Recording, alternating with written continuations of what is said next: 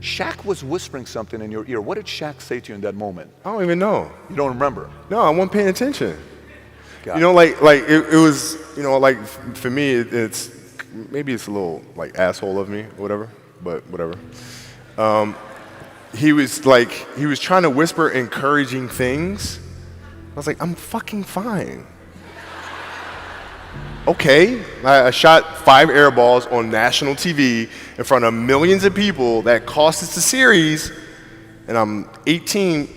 I'm fine, dude.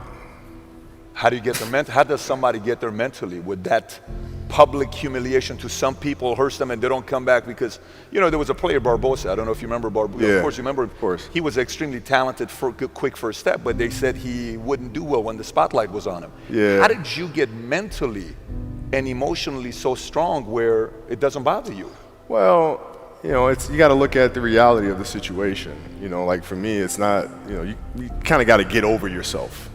Like, it's not about you, man. Like, okay, you feel embarrassed. You're not that important. Like, get over yourself. That's where you go. Get over yourself, right? Like, you're worried about how people may perceive you, and like you're walking around and it's embarrassing because you shot 5 air balls. Get over yourself, right? And then after that, it's okay, well, why did those air balls happen?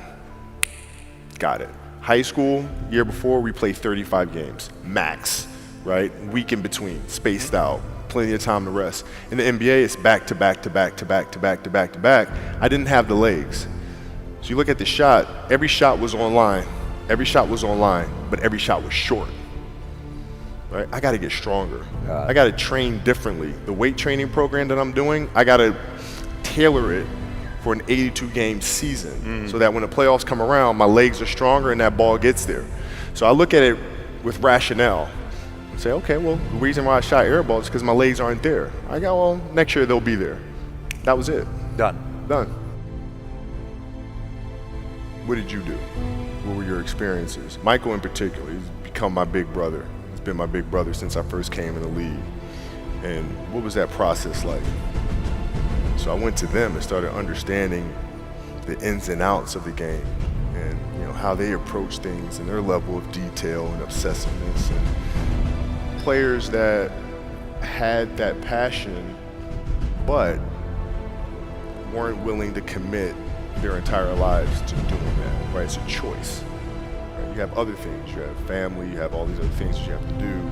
The game can't really be your #1 priority. And so I was just looking at that like, man, this is gonna be fun.